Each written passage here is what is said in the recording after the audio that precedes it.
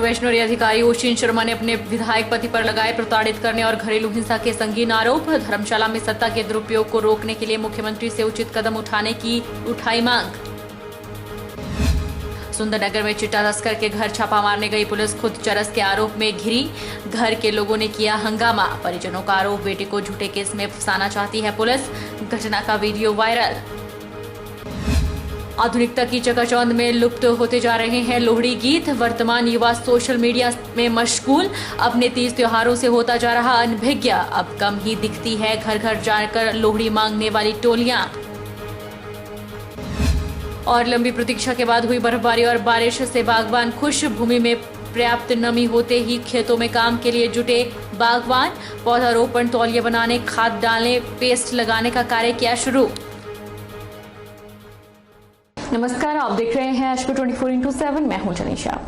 बिलासपुर में हिमाचल प्रदेश प्रशासनिक सेवा की प्रोबेशनरी अधिकारी ओशिन शर्मा ने अपने पति धर्मशाला विधानसभा चुनाव क्षेत्र के विधायक विशाल नेहरिया और उनके परिवार के सदस्यों पर प्रताड़ित करने और घरेलू हिंसा के संगीन आरोप लगाए हैं और उन्होंने मुख्यमंत्री से आग्रह किया है कि धर्मशाला में सत्ता के दुरुपयोग को रोकने के प्रति उचित कदम उठाए जाएं।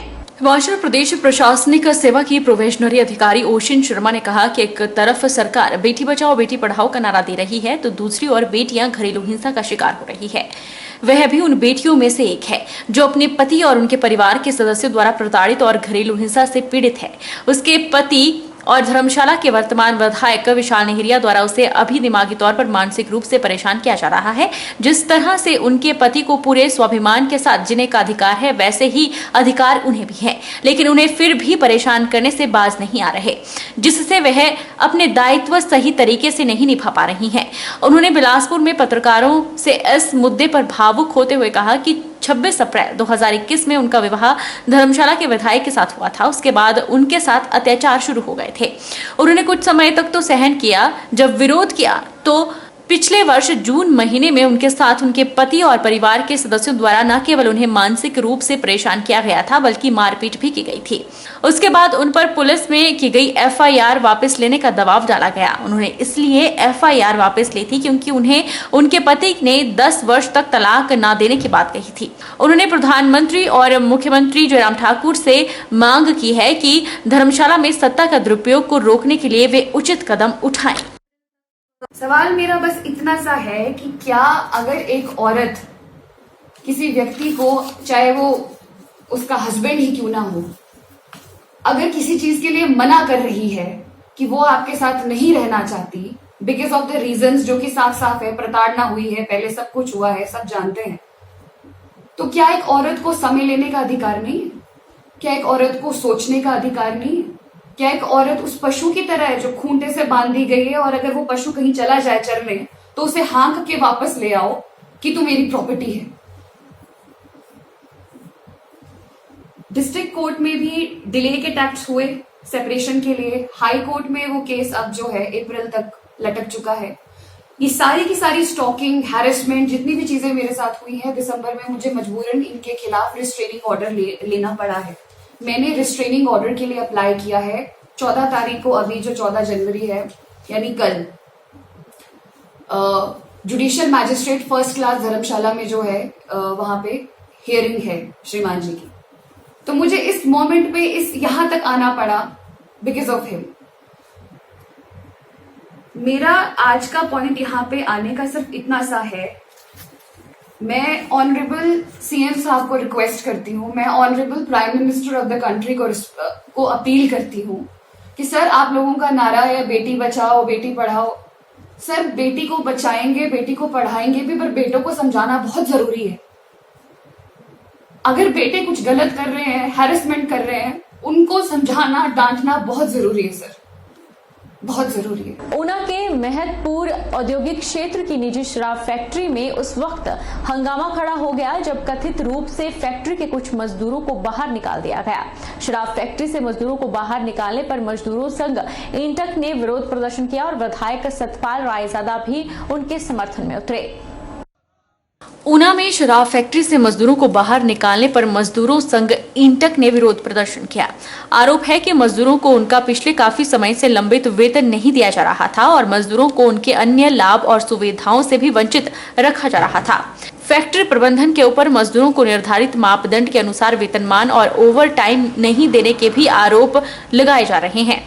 बताया जा रहा है कि मजदूर इस फैक्ट्री में पिछले काफी लंबे अरसे से कार्य कर रहे हैं। हालांकि इस दौरान फैक्ट्री के प्रबंधक और मालिक जरूर बदलते रहे, लेकिन मजदूरों का एक बड़ा वर्ग इसमें लगातार काम करता आया है। अपने निष्कासन के विरोध में मजदूरों ने ऊना के डीसी कार्यालय के बाहर विरोध प्रदर्शन किया। प्रदर्शन को मजदूरों के संगठन इंटक ने भी अपना समर्थन दिया और इंटक के पदाधिकारियों ने मजदूरों के हक में अपनी आवाज बुलंद की।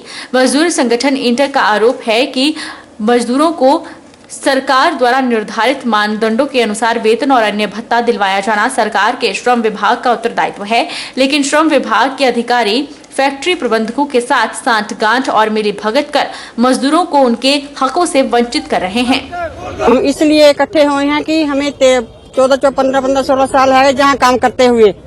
हाँ जी, हमें कोई भी नहीं, लेबर ने हमें इसने कोई भी नहीं, हमें पेमेंट नहीं, 5-6 महीने हो गए हमें पेमेंट नहीं दी और 18 से हमें एरियल नहीं दिया। 2 हमारे बोनस है, दिवाली का त्योहार आया हमें कुछ नहीं दिया।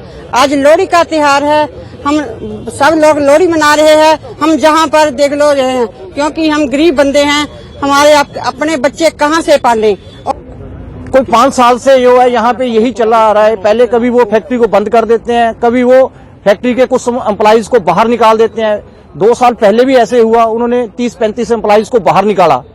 तो फिर कोई कारण हो तब है। अभी क्या है, उस फैक्ट्री में प्रॉब्लम क्या है कि जो वहां पे वर्कर है उनको 6-6 महीने की सैलरी तक नहीं दे रखी है इन्होंने।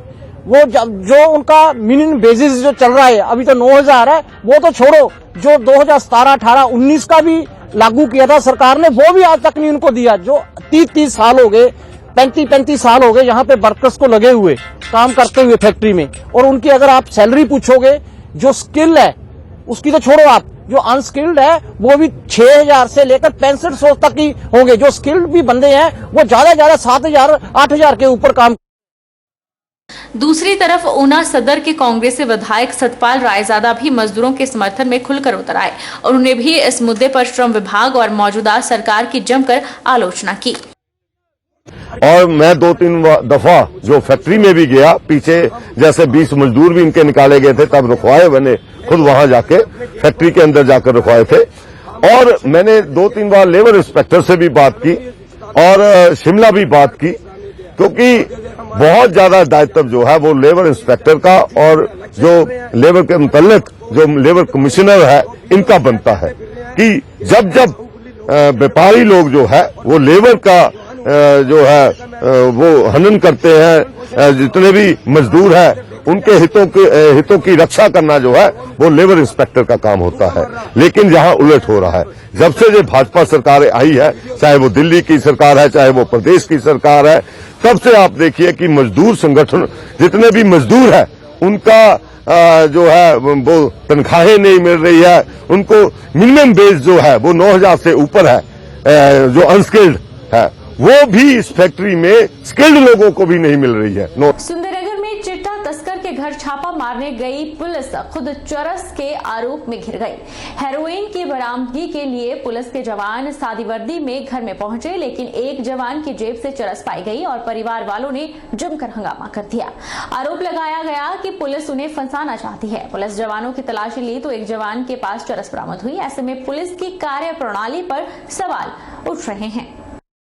हिमाचल प्रदेश के मंडी जिला के सुंदरनगर में एक घर से चिट्टा बरामद करने गए पुलिसकर्मी खुद चरस के आरोप में घिर गए। जानकारी के अनुसार मंडी जिले के सुंदरनगर में चिट्टे की गुप्त सूचना पर नगर परिषद क्षेत्र में छापेमारी के लिए पहुंची मंडी जिला पुलिस की स्पेशल इन्वेस्टिगेशन यूनिट की टीम खुद ही टीम के एक सदस्य के पास चरस मिलने पर घिर गई है। टीम सदस्य के पास चरस मिलने पर घर के लोगों ने जमकर हंगामा कर दिया। बाद में टीम को युवक को क्लीन चिट देकर अपना पल्ला झाड़ना पड़ा। मामले की वीडियो भी वायरल हुई है, जिसमें परिजन आरोप लगा रहे हैं कि पुलिस उन्हें फंसाना चाहती थी। इस दौरान पुलिस जवान और घर के लोगों में जमकर बहसबाजी भी हुई। दरअसल एसआईयू की टीम को सूचना मिली थी कि नगर परिषद के एक वार्ड का युवक चिट्टा बेचने का काम करता है और उसके पास एक दिन पहले ही चिट्टे की भारी खेप पहुंची है। सूचना मिलने के बाद टीम के सदस्य वार्ड पार्षद और कुछ अन्य लोगों को साथ लेकर युवक के घर पहुंच गए। पुलिस टीम के पहुंचने की सूचना मिलते ही वहां आस पड़ोस के लोग भी इकट्ठे हो गए। युवक के परिजनों का कहना है कि पुलिस जानबूझकर उनके बेटे को झूठे केस में फंसाना चाहती है, इसलिए पहले से ही उन्होंने अपने पास चरस रखी हुई थी।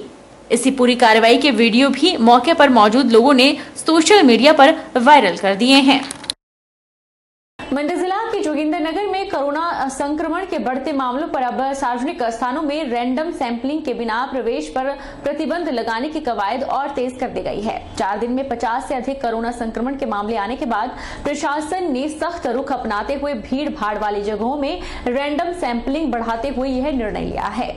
वीरवार को जोगिंदरनगर शहर के बस अड्डे में प्रशासन के आदेशों की पालना करते हुए फिर से कोरोना संक्रमण से बेखौफ घूम रहे लोगों की रैंडम सैंपलिंग की गई। इस दौरान मौके पर मौजूद पुलिस ने बस अड्डा परिसर में अनावश्यक घूम रहे हर वर्ग के लोगों से सख्ती से पूछताछ कर न केवल रैंडम सैंपल करवाए, करीब 30 रैंडम सैंपल स्वास्थ्य विभाग की टीम ने मौके पर लिए। इसके अलावा चौंथड़ा, लड़भड़ोल और मछियाल में भी स्वास्थ्य विभाग की टीमों ने सैंपलिंग कर कोरोना के हालात की जानकारी स्थानीय प्रशासन और स्वास्थ्य विभाग को सौंपी। वीरवार को शहर के सार्वजनिक स्थानों में नगर परिषद ने सैनिटाइज कर कोरोना संक्रमण को रोकने के कारगर कदम भी उठाए। उधर उपमंडल के विभिन्न कारोबारियों की निर्धारित समय सारणी में बदलाव को लेकर भी एसडीएम कार्यालय के सभागार में चौंथड़ा और लड़भड़ोल व्यापार मंडल के पदाधिकारियों के साथ आपात बैठक बुलाकर समय सारणी में परिवर्तन को लेकर एसडीएम ने चर्चा की। इस दौरान सुबह 9 बजे से शाम 6 बजे तक समय करने पर भी सुझाव एसडीएम को सौंपे गए, जिस पर अंतिम निर्णय जिला प्रशासन के द्वारा लिया जाएगा। आज हमने व्यापार मंडलों के साथ मीटिंग की। हमारे जोगिंदरनगर सब डिवीजन में 3 व्यापार मंडल हैं, तीनों को बुलाया गया था, जिसमें से 2 आए थे, 1 नहीं आए।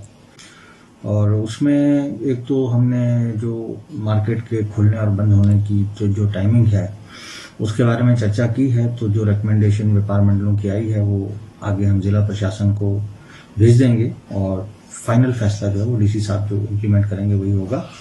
जिला सोलन में किशोरों में वैक्सीन के प्रति खासा उत्साह देखा जा रहा है। बच्चे बड़ी संख्या में वैक्सीनेशन केंद्रों तक पहुंचकर जीवन रक्षक दवा को लगा रहे हैं। इस दौरान कोविड नियमों का पालन सुनिश्चित किया जा रहा है। सोलन जिला के विभिन्न स्थानों पर कोरोना वैक्सीन के लिए विशेष कैंप लगाए गए। किशोरों ने बताया कि वह वैक्सीन लगाकर बेहतर महसूस कर रहे हैं। वैक्सीन लगाने के बाद भी वह सरकार के बताए दिशा निर्देशों का पालन करेंगे और 2 गज की दूरी सहित मास्क का सही से प्रयोग करेंगे। युवाओं ने वैक्सीन के लिए केंद्र सरकार का भी आभार व्यक्त किया। आज हमें वैक्सीनेशन लगी है तो आज हम बहुत ज़्यादा सेफ फील कर रहे हैं। अब स्कूल भी जा सकते हैं वैक्सीनेशन के बाद।